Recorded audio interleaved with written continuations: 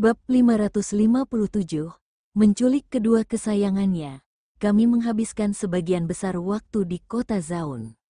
Setiap kali Clayton kembali selalu ingin membawa Dea ke kota Zaun. Tidakkah kamu tahu putri adik ketigamu mengendalikanmu?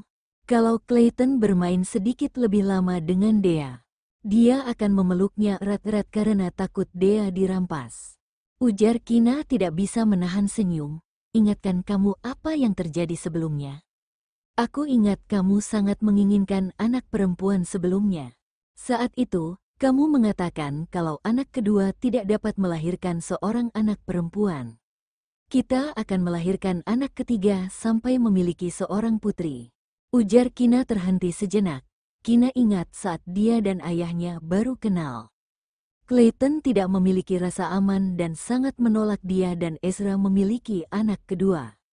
Karena takut anak kedua merebut cinta Kina dari Clayton. Tidak disangka Dea yang lucu dan imut membuatnya mengerti banyak hal.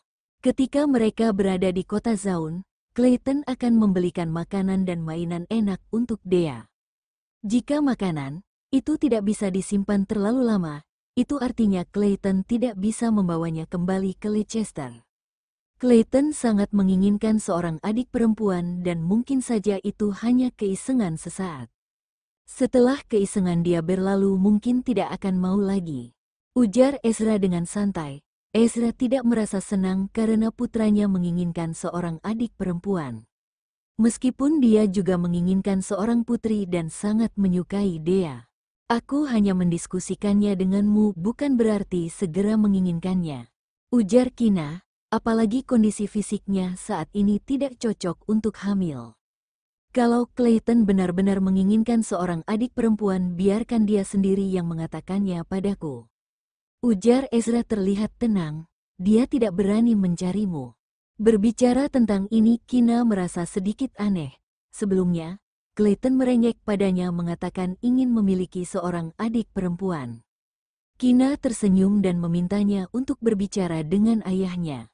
Alhasil dia menundukkan kepala dan terdiam. Selang tidak lama, Clayton mendesaknya untuk meminta adik lagi. Hampir setiap malam sebelum dia menidurkan Clayton, Kina harus mengatakannya lagi. Jika Kina meminta Clayton untuk berdiskusi dengan ayahnya, dia tidak akan berbicara. Ketulusan ini saja tidak ada, kalau begitu tidak usah. Erza berbicara sambil melihat sekeliling. Karena tidak ada seorang pun, ia menundukkan kepala dan menciumnya lagi. Setelah itu, Ezra memanggil Clayton ke ruang kerjanya. Sekitar 10 menit kemudian, si kecil keluar dengan sedih. Kina segera mengajukan ribuan pertanyaan kepada Ezra dan menanyakan apa yang mereka bicarakan. Ezra berkata dengan tenang, kamu tanyakan sendiri pada Clayton. Seperti yang dibayangkan Clayton tidak mengatakan apapun. Kina kesal, terakhir kali putranya mengatakan tidak menginginkan anak kedua. Setelah ayah dan anak ini masuk ke ruang kerja, Clayton tidak merengek lagi. Kali ini sang anak menginginkan seorang adik perempuan. Ayah dan anak ini pergi ke ruang kerja lagi. Ketika putranya keluar, ekspresi putranya sama seperti terakhir kali. Kekesalan Kina berlangsung sampai malam hari. Setelah mengetahui Dea akan pergi ke kota Zaun bersama mereka, dia memakan semangkuk nasi ekstra di keluarga Okto. Setelah makan malam, Clayton segera merengek kepada Kina untuk segera pergi ke kota Zaun. Di sini, paman ketiga tidak mengizinkannya bermain terlalu lama dengan adik Dea dan tidak mengizinkannya terlalu baik kepada adik Dea. Dea, ingatlah untuk merindukan Dedi ketika kamu tiba di kota Zaun, oke? Biarkan momimu menelepon Dedi dan berbicara dengan Dea. Pulanglah lebih cepat, Dedi akan membelikanmu banyak rok yang indah. Sudah hampir waktunya untuk naik pesawat. Vito tetap memeluk gadis kecilnya dengan erat dan hampir meneteskan air mata. Dea, ketika kamu tiba di kota Zaun, paman kedua akan membelikanmu banyak rok yang indah yang lebih banyak dari dedimu. Dedimu tidak mempunyai uang, ujar Ezra dengan lembut. Oke, paman kedua, kamu yang terbaik, sini peluk, ujar Dea tersenyum manis. Dedi, kakek, nenek, kakek buyut dan bibi Kina semuanya pernah memeluknya. Hanya paman kedua yang tidak pernah memeluknya. Paman kedua tampaknya sedikit lebih tinggi dari Dedi. Kakak kedua, Vito berteriak dengan tidak puas dan memeluk Dea dengan postur melindungi. Paman keduamu sedang tidak enak badan dan tidak bisa memeluk Dea. Sini, momimu gendong naik pesawat. Ini pesawat paman keduamu. Ada pejuang di pasukan paman kedua. Ujar Albert, ketika Albert datang ke hadapan Vito dan ingin menggendong Dea. Vito menolak untuk melepaskannya. Biarkan aku menggendong Dea sebentar lagi. Ujar Vito dengan murung.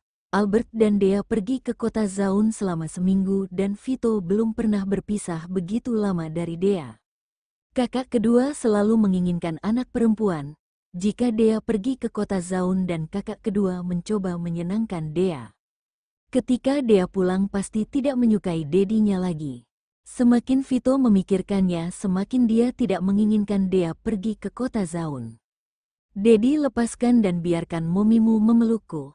Kita akan naik pesawat paman kedua. Aku dan momimu akan pergi ke kota Zaun dan masih harus melihat pasukan dan pejuang paman kedua. Ujar Dea dengan penuh harap dan gembira. Ucapan gadis kecilnya yang memintanya untuk melepaskan pelukannya membuat Vito merasa terpukul. Dea ingin mencampakkan dia dan bergabung dengan musuh kakak keduanya. Apakah sekarang masih sempat untuk menyesal? Jelas tidak mungkin. Dibandingkan dengan Vito yang sedih, rombongan ini naik ke pesawat dengan penuh canda dan tawa. Setibanya di kota Zaun, Dea dan Clayton sudah tertidur di pesawat. Ezra menggendong Clayton yang sedang tidur. Sementara Albert menggendong Dea dan Kina membantu mengambil 2 ransel si kecil yang penuh dengan makanan yang disukai Dea. Sebelum pergi ke kota Zaun, Kina telah menelepon kepala pelayan dan mengatakan kepadanya bahwa akan ada tamu. Kemudian memintanya untuk menyiapkan kamar tamu dan semuanya. Karena naik tangga, Kina langsung membawa Albert dan Dea ke kamar. Anggap saja seperti rumah sendiri. Kalau membutuhkan sesuatu cari saja aku atau langsung mencari kepala pelayan atau pelayan juga boleh. Ujar Kina membantu membuka selimut agar Albert bisa meletakkan Dea di tempat tidur. Aku tidak akan sungkan denganmu, ujar Albert menyelimuti Dea dan menekannya dengan tangannya. Begitu musim dingin tiba, Dea sangat tidak suka mandi. Apalagi sekarang dia sedang tidur sekarang, malam ini tidak memandikannya dulu. Dea lelah bermain di pesawat dan tertidur pulas. Mereka saling memandang seolah tahu apa yang ingin dikatakan satu sama lain dan kemudian saling mendesak untuk mandi. Ezra memandikan putranya dan kembali ke kamar. Kebetulan melihat Kina yang baru selesai mandi.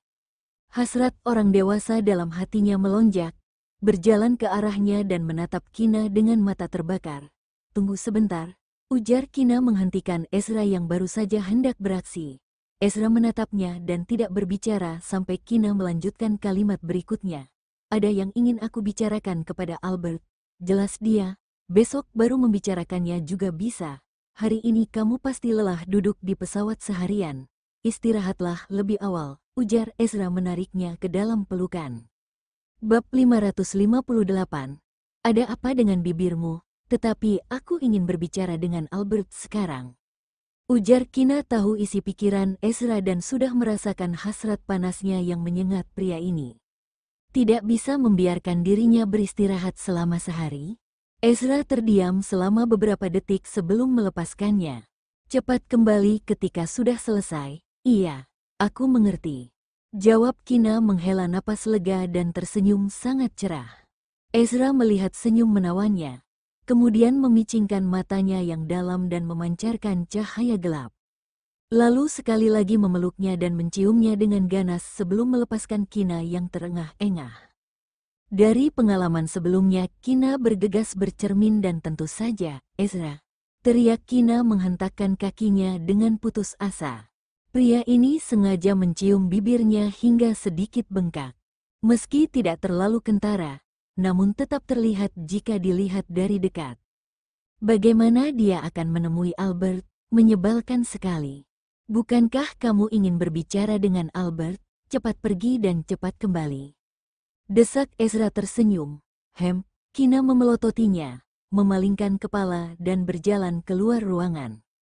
Mengetahui Kina akan datang, Albert tidak mengunci pintu kamar. Albert baru saja selesai mandi dan melakukan perawatan kulit. "Kenapa, tuan muda kedua berani membuatmu marah?" ujar Albert melihat pintu didorong terbuka dan Kina masuk dengan marah. Meski Ezra tidak mengingat semua hal yang telah dia lakukan sebelumnya, tetapi bagi Kina ini lebih baik daripada 4 tahun yang lalu. Pria itu sangat menyebalkan. Kina mendengus dan naik ke tempat tidur Albert dan Dea. Dea telah tertidur pulas di dalam selimut dan terlihat sangat nyaman. "Benar menyebalkan atau pura-pura menyebalkan?" ujar Albert melirik seseorang di tempat tidur dan berpikir dalam hati. Di mulut bilang menyebalkan, tetapi sangat menyukainya di dalam hatinya. Tentu saja sangat menyebalkan, jawab Kina tanpa pikir, mengetahui Kina akan datang dan bergosip dengan Albert. Ezra sengaja mencium bibirnya hingga bengkak. Albert tersenyum dan terus melanjutkan perawatan kulit. Setelah selesai melakukan perawatan kulit, Albert naik ke tempat tidur. "Ini tempat yang aku siapkan untukmu. Apakah kamu tersentuh?" ujar Kina tersenyum. Kemudian bergeser ke samping membiarkan Albert berbaring di antara dia dan Dea. "Tentu saja tersentuh, sekalipun kau istri tuan muda kedua. Aku tetap tersentuh," ujar Albert memeluk leher Kina dan menggigit pipinya. "Albert, kamu menggigit orang." Kina menyentuh pipi yang kesakitan digigit dan balik menggigitnya. Sebelum menikah, Kina selalu bercanda tawa dan bermain dengan Albert seperti ini. Tetapi tidak berani keterlaluan karena takut ada yang marah. "Ciek, ciek, Kina, tampaknya bibirmu sedikit bengkak. Sepertinya sebelum kamu pergi mandi masih baik-baik saja. Apakah digigit nyamuk?" tanya Albert pura-pura menggosok matanya seolah menemukan sesuatu yang mengerikan. Kina melototinya. "Tadi baru menggigitmu dan produk perawatan kulit di wajahmu membuat bibirku alergi." "Alergi?" angguk Albert dan kemudian membuat ekspresi yang sangat cemas. "Alergi bukan masalah sepele. Aku akan meminta Erza membawamu ke rumah sakit. Alergi pada produk perawatan kulit akan membuatmu cacat." Setelah itu, Albert segera bangun dari tempat tidur. "Albert, coba saja kalau berani mengolokku lagi," ujar Kina menariknya. "Ayah, bukankah kamu mengatakan dirimu alergi? Aku mengkhawatirkanmu. Kenapa menjadi mengolok-olokmu?" ujar Albert merasa difitnah. Kina dengan ringan memukul bahunya, lalu mengganti topik pembicaraan. Di sana, setelah Ezra selesai mandi sudah pukul 11 malam. Ezra berbaring di tempat tidur memikirkan kenapa seseorang belum kembali. Ezra tidak bisa duduk diam sampai jam 12, seperti menjaga kamar kosong. Jangan-jangan wanita itu bermalam di sana. Setelah memikirkan ini, Ezra bangkit dan turun dari tempat tidur mengenakan jubahnya dan pergi menjemput istrinya kembali. Albert yang hampir tertidur, segera bangun ketika mendengar ketukan pintu. Setelah beberapa detik, Albert melirik Kina yang sudah tertidur dan menebak siapa yang mengetuk pintu di luar. "Tuan muda kedua, ada apa tengah malam mengganggu mimpi orang?" ujar Albert pura-pura mengernyit. "Aku datang mencari Kinaku," ujar Ezra dengan acuh. Karena sudah tengah malam, Albert tidak mau ribet dan membiarkan dia masuk. Hatinya bergumam, pria ini terlalu lekat. Jika calon suaminya seperti ini, Albert pasti akan menendangnya. Kemudian fakta membuktikan tidak peduli kapanpun tidak boleh terlalu membual karena akan menamparkan wajah sendiri. Ezra dengan lembut mengangkat Kina dari tempat tidur dan berhenti ketika dia berjalan di depan pintu. "Lain kali mengobrol di siang hari, tidak baik begadang," ujar Ezra kepada Albert dengan nada dingin. "Bukan begadang tidak baik, tetapi itu mempengaruhi tuan kedua untuk tidur dengan istrinya." Semakin banyak berhubungan dengan Erza, Albert semakin menyadari pria ini lebih dingin terhadap orang lain dan memperlakukan Kina lebih baik. Adegan semacam ini membuatnya merasa senang untuk Kina dari lubuk hatinya. Bagus kalau tahu. Setelah itu, Ezra memeluk Kina kembali ke kamar. Ezra memeluk istri kecilnya kembali ke kamar mereka. Kemudian meletakkannya di tempat tidur dan memperhatikan matanya yang mengantuk. Embun tipis di bawah matanya dengan cepat meleleh menjadi sentuhan kelembutan. Meremas ujung hidungnya, lalu dengan lembut membelai pipi Kina dengan jari-jarinya. Bagaimana mungkin Ezra tidak tahu Kina sengaja menghindarinya malam ini? Merasa tubuhnya lemas setiap kali mereka bercinta dan tidak lama setelah itu memohon ampun. Masih mengatakan ingin memberinya seorang anak perempuan. Mengingat kondisi fisiknya saat ini, Ezra tidak menginginkan anak perempuan sama sekali dan tidak ingin Kina dalam bahaya. Mencondongkan tubuh mencium bibirnya yang tipis, pipinya, dahinya, alisnya dan matanya dengan lembut. Dulu Ezra secara tidak sengaja pernah membaca sebuah artikel mengatakan bahwa seorang wanita atau orang yang dicintai adalah tulang rusuk terpenting dalam tubuh pria.